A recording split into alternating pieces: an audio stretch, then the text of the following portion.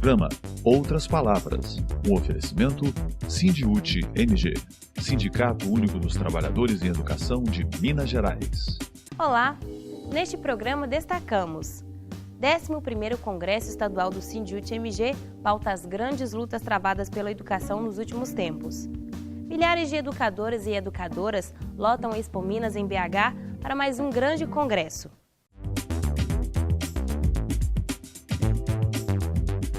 Educação em Debate. De 31 de maio a 3 de junho, o Sindiúte MG reuniu os profissionais da educação para o seu 11º Congresso. Mais um momento histórico dessa categoria. O Congresso homenageia educadores que fizeram história e deixaram um grande legado de luta. O Sindicato Único dos Trabalhadores em Educação realiza o seu 11º Congresso e o 23º Congresso da História dos Trabalhadores e Trabalhadoras em Educação de Minas Gerais. Este congresso vai homenagear o professor Fausto Fábio de Araújo e a professora Eley Abreu Batista, que perderam suas vidas quando lutavam por uma educação pública para todos. Eles deixam um imenso legado de luta para todos os profissionais da educação. Quem luta, educa. Contra as privatizações e todo tipo de retirada de direitos, a classe trabalhadora se une. Durante a Conferência Nacional Popular da Educação CONAP, realizada de 24 a 26 de maio último na capital mineira, muito se falou sobre a privatização da educação básica e o quanto a Base Nacional Comum Curricular corrobora com isso. Heleno Araújo, presidente da Confederação Nacional dos Trabalhadores em Educação, CNTE, também lembrou de como era o acesso à educação superior de 2003 a 2010 e destacou que é preciso investir em educação para combater o desemprego e a desigualdade social. Quem for pesquisar as 3 últimas décadas, até 2010, vai ver que de 2000 a 2010, nós tiramos muitos municípios da situação de desenvolvimento humano muito baixo. E o que é que mede isso aí? O acesso à educação, a renda e a longevidade. Durante 2003 até 2010, foi quadruplicado o acesso à educação, na educação superior, foi ampliado o acesso na educação profissional, no superior foi ampliada. Os negros que sempre ficaram fora da educação superior tiveram mais acesso à universidade. O financiamento da educação básica saiu de R$400 mil em 2006 para 12 bilhões de reais em 2017 do governo federal para estados e municípios. Então, se você garante qualidade no acesso, você garante a permanência. Garantindo a permanência, vamos brigar pela qualidade. E aí vamos ter cidadãos preparados e formados para atuar de forma firme. E é isso que essa elite brasileira não quer. A elite brasileira quer manter um índice de desemprego elevado para ter mão de obra barata. E ele sabe que a educação não permite isso. Por esse ataque tão brutal dos políticos que são apoiados por empresários, pela fatia menor que concentra renda em nosso país, para poder nos manter como um povo submisso, humilhado e à mercê dessa elite conservadora e concentradora de renda, de terras e dos meios de comunicação. A Internacional da Educação está fazendo uma pesquisa mundial para mostrar a interferência de grupos internacionais nos países atuando sobre a privatização da educação básica. Então nós temos 2 publicações mostrando como essas empresas estão entrando na educação básica e privatizando esse espaço. Hoje eles já detêm 78% das matrículas do ensino superior e agora estão de olho na educação básica. Essa Base Nacional Comum Curricular que eles aprovaram tem $3 milhões do Fundação Lehman, o homem mais rico do Brasil. Diz que vai investir $3 milhões para que a base chegue em cada escola pública. O que é que está por trás disso? Eles já aprovaram no Conselho.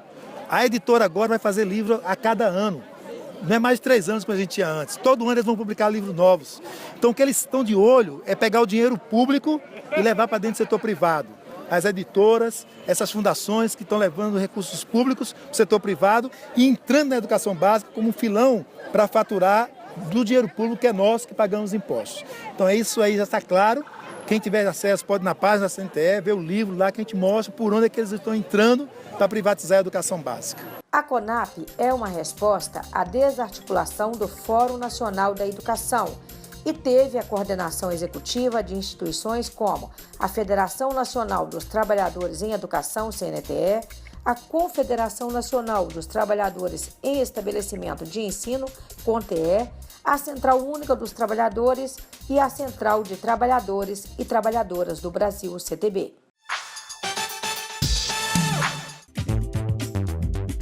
Atualidade.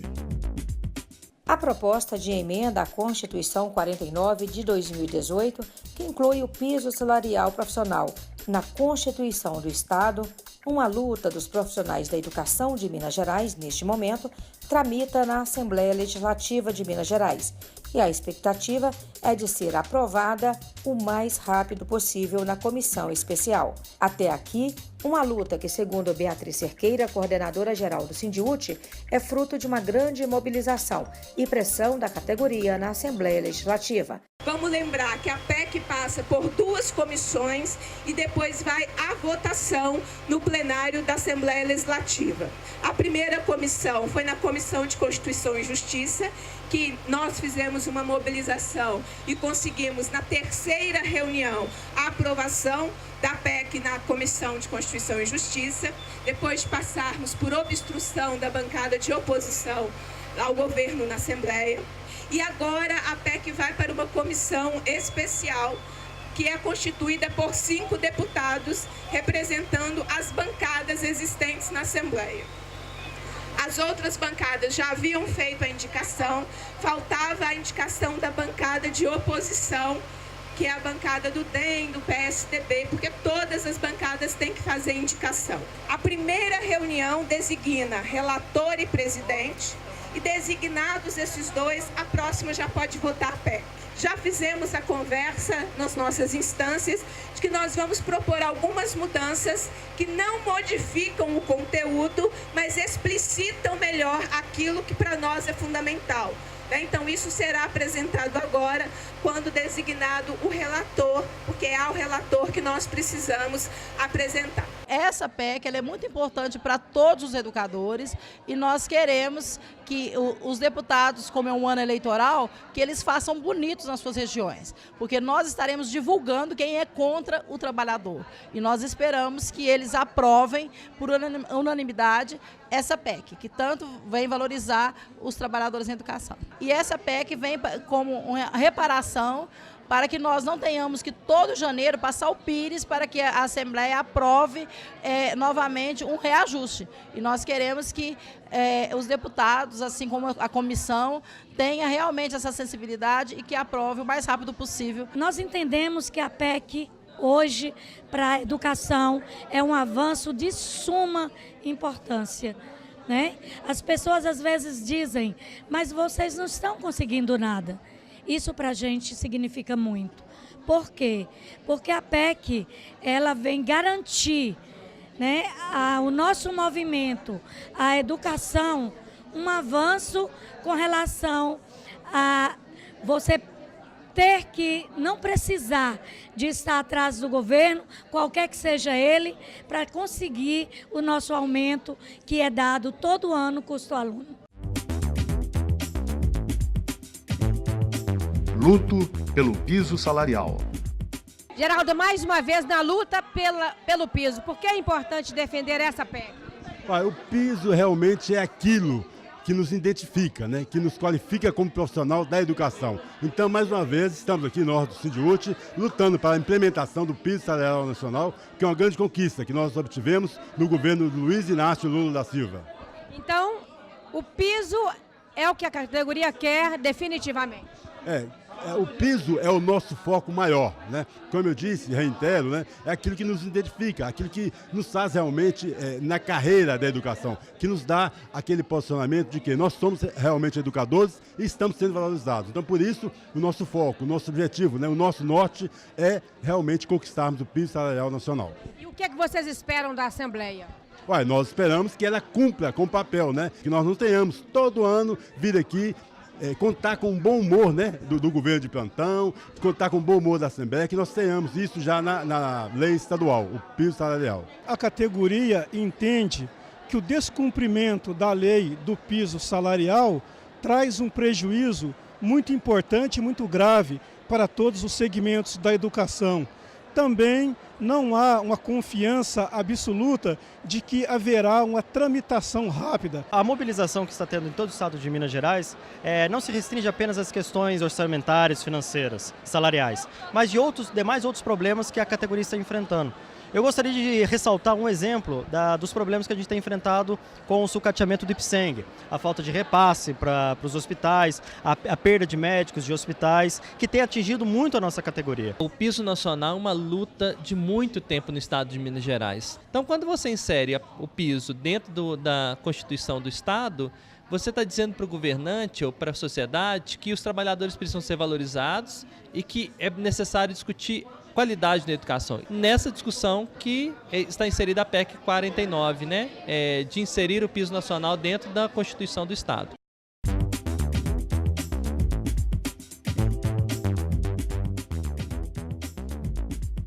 Não vamos nos calar. Roda de conversa da voz à classe trabalhadora. Nesta semana, conversamos sobre agroecologia e democracia em busca de uma política de produção de alimentos saudáveis, recuperação e conservação das fontes de água, da biodiversidade, das florestas e dos solos e a geração de renda na agricultura familiar. Sônia Mara Maranho, da coordenação do MAB, Movimento dos Atingidos por Barragens, e João Portela, um dos coordenadores do 4º Encontro Nacional de Agroecologia, estiveram no Roda de Conversa. Essa política, ela foi construída, fala pra gente, eu queria que vocês debatessem isso. Existe uma política, só que ela não é praticada, né? Ela não saiu do papel, o que é isso? E depois desse golpe, depois de 2016, o que aconteceu com essa política da agroecologia?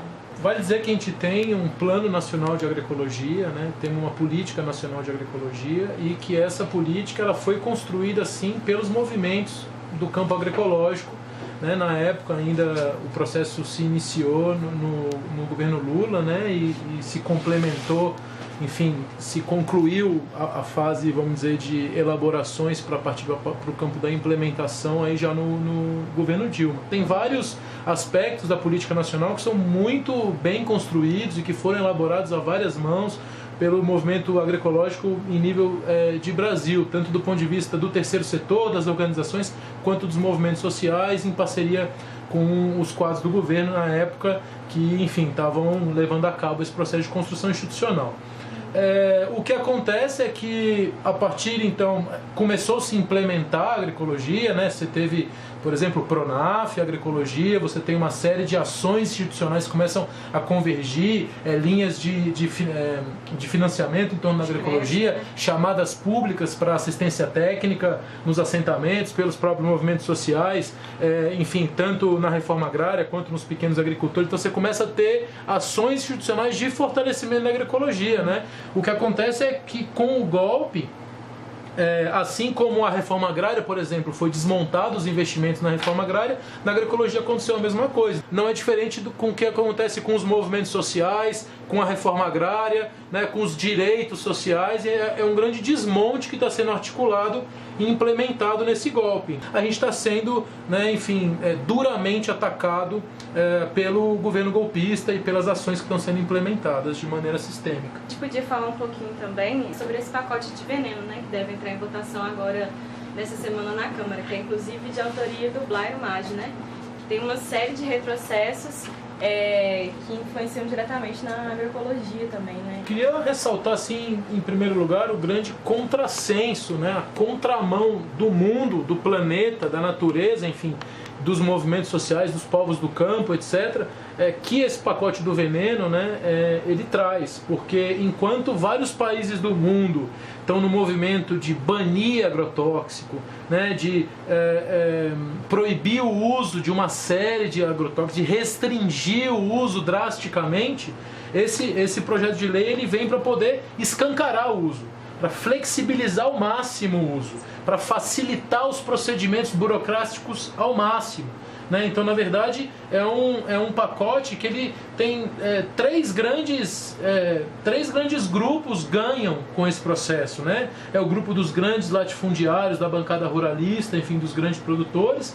É o mundo das corporações que produzem esses produtos, as poucas corporações que dominam o mundo, né? Tanto, e é engraçado porque eles dominam o campo do agronegócio, do ponto de vista da produção de veneno, e são as mesmas corporações que produzem o remédio, que depois vai tratar a sua intoxicação pelo aquele veneno, como por exemplo a Bayer, né? E tem o terceiro grupo que ganha explicitamente com isso, que são o público dos banqueiros, né? O capital financeiro de maneira geral. E ao mesmo tempo, em um momento em que as vendedoras internacionais, corporações, vendem o veneno e ao mesmo tempo vendem o remédio, então aí tem uma questão de fundo, que é o capital internacional, os especuladores, os rentistas, os paraísos fiscais que estão tentando coordenar hoje a produção, retirar os nossos direitos, a comercialização e o controle mundial da comida. É isso que está colocado, né? Então, defender a agroecologia é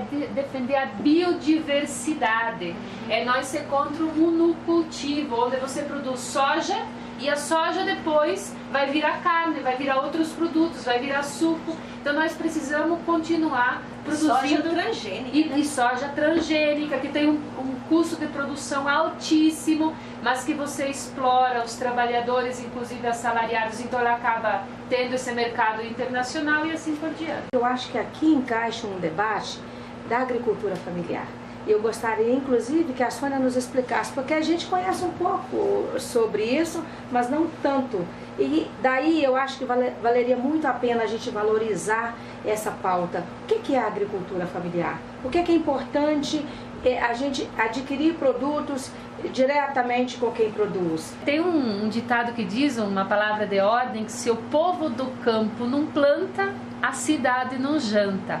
Então, defender a agroecologia significa defender a agricultura familiar. É quem detém hoje a técnica popular de produzir alimento. E hoje nós somos no campo menos de 18% da população. Há 30 anos atrás, nós éramos 80% da população que vivia no campo. Então, o êxodo rural, esse trabalho de trazer o povo para as cidades, para os grandes centros, para explorar a força de trabalho dos trabalhadores, acaba tirando o povo da agricultura e, ao mesmo tempo, dando para a indústria do campo, que é essa indústria do agronegócio, porque a agricultura do agronegócio, quer dizer, o agronegócio virou uma indústria, onde você precisa ter um investimento muito grandioso, inclusive de importação, né, de produtos químicos para poder, de venenos, né, para poder produzir, né, sem contar que é da semente do solo, a semente da planta, e passa o tempo todo sendo pulverizado por esses venenos. Essa agricultura colocada hoje a goela abaixo, a nós os camponeses, ao povo de resistência do Brasil, ela é insustentável.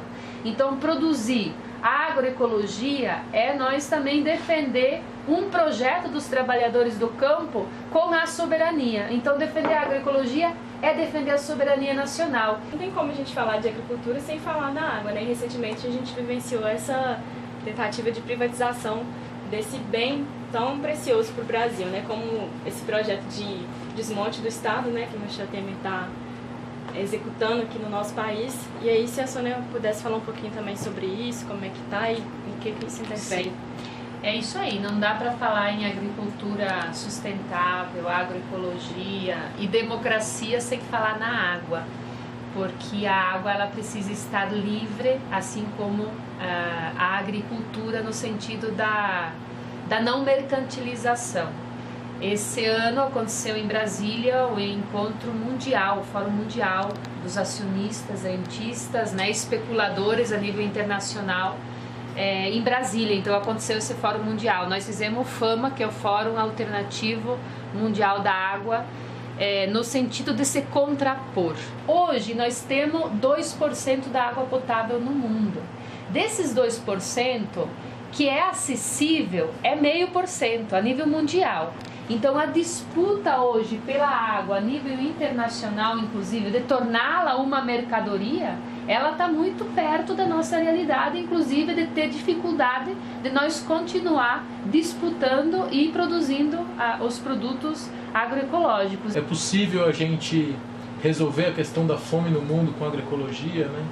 Se a gente, em primeiro lugar, se a gente só distribuísse os alimentos que são produzidos, a gente já não teria questão de fome no mundo. A questão não é de disponibilidade de terra para produzir, como querem dizer o agronegócio, né? Porque terra nós temos. A gente tem terra e tem campesino, tem campesinos e campesinas que estão no campo querendo produzir com saber de agricultura, sem lidar com veneno, etc, etc. A questão é, como é possível produzir? É possível. Primeiro, pensando nesse processo de redistribuição. Mas mais do que isso, de que adianta você de redistribuir? Porque muitos, inclusive das nossas campesinos e campesinas, eles foram desensinados do saber cultural de agricultura, enfim, sem veneno, com base nos saberes antigos, etc. E foram forçados a lidar com veneno. Então, inclusive no nosso contexto rural, é importante a gente ter um esforço de transformar a realidade, o que a gente chama de transição agroecológica ou conversão agroecológica. A gente precisa avançar na agroecologia. No Brasil, institucionalmente, a agroecologia é um anexo ali, guardado lá no fundo da comissão, lá dentro, cada vez mais agora, né? Então a agroecologia estava começando a florescer do ponto de vista institucional no Brasil, e aí agora a gente tem o golpe. Então uma primeira questão a gente precisa retomar a capacidade de direcionamento institucional para fortalecer a agroecologia, para a gente poder dar conta de ter agroecologia em escala. E outra coisa é fortalecer, inclusive esse é o primeiro lugar, mas o aspecto institucional é muito importante, fortalecer os movimentos do campo, os povos tradicionais, os povos campesinos que estão produzindo agroecologicamente hoje. A gente tem no Brasil hoje muita gente que está produzindo com base na agroecologia. É um movimento de resistência, é um movimento que luta contra o agronegócio, todos os vizinhos que recebem investimento, recebem veneno, trabalham veneno por avião, etc, etc. Então, na verdade, é uma luta que ela é muito desigual. Dá para produzir alimento saudável para a população com base na agroecologia? Dá. Agora, quando você tem todo o Estado fortalecendo um agronegócio que destrói o campo da agroecologia, fica mais difícil de você avançar.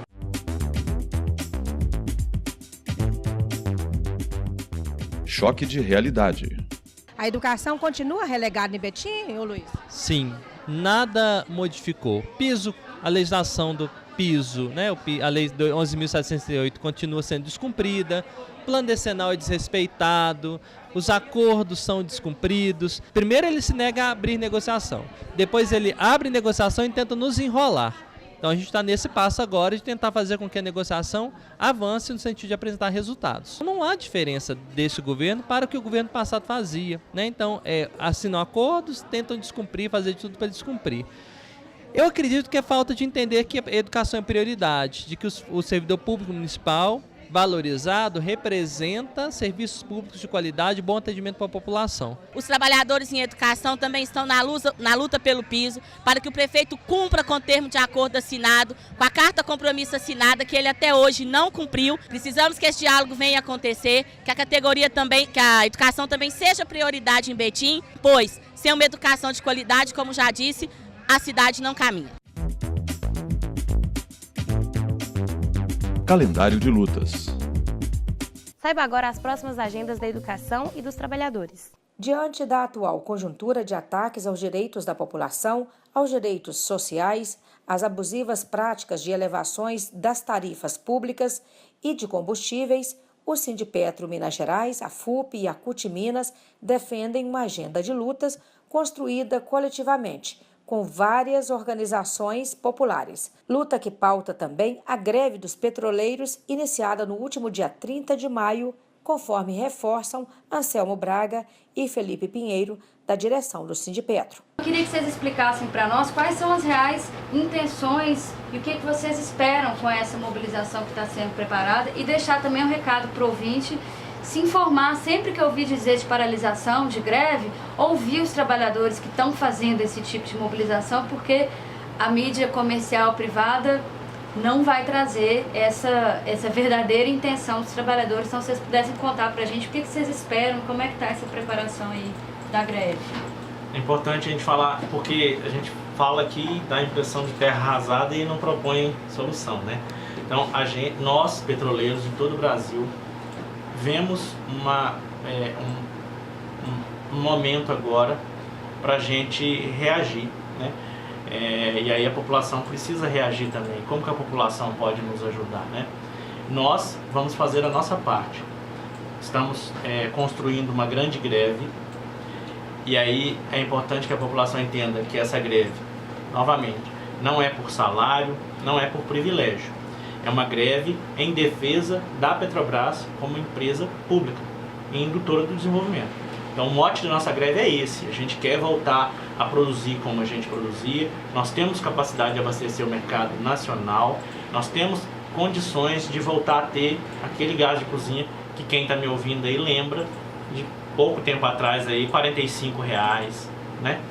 Nós agora temos em Belo Horizonte gás sendo vendido até R$92, uma média de 68. É possível que a gente volte a ter o gás nesse patamar, gasolina. Então, como que o ouvinte pode nos ajudar? Posicione-se a favor dessa greve, comente com quem está do seu lado, ou quem não teve a oportunidade de nos ouvir, que essa greve é por esse fim. Então, a gente precisa do apoio, participe dos movimentos que estão sendo chamados para as ruas. Nós estamos fazendo movimento contra esse governo, porque é contra esse governo que a gente precisa lutar, porque é ele que está destruindo a Petrobras. É essa política de hoje que não foi aprovada pela população, que não foi votada, que não passou pelo crivo das urnas, que está destruindo a Petrobras. Então, eu convoco a população a ficar do nosso lado, porque essa greve é em defesa de vocês.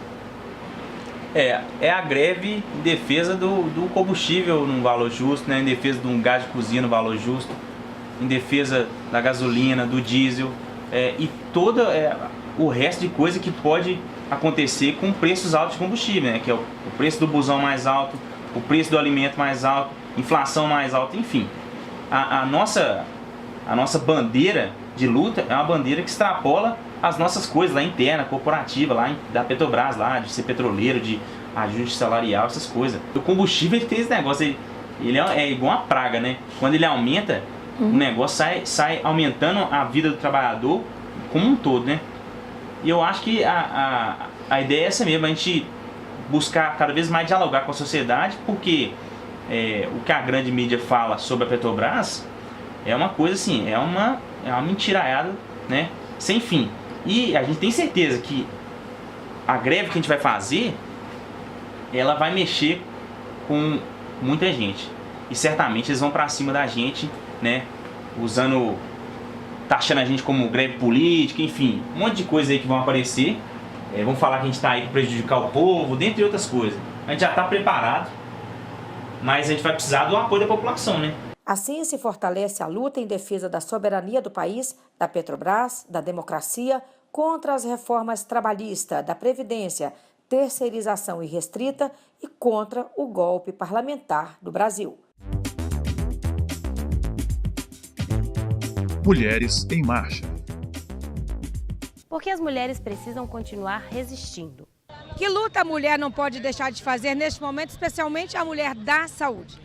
A principal luta da mulher da saúde é a defesa do SUS. Mas a mulher mineira e a mulher brasileira, a principal luta dela é a defesa da democracia. É a defesa do Estado democrático de direito desse país que nós já perdemos. Então a nossa principal luta como trabalhadora da saúde é a defesa intransigente do SUS, Sistema Único de Saúde, e da nossa democracia. Fique agora com o nosso quadro de humor. Até o próximo programa.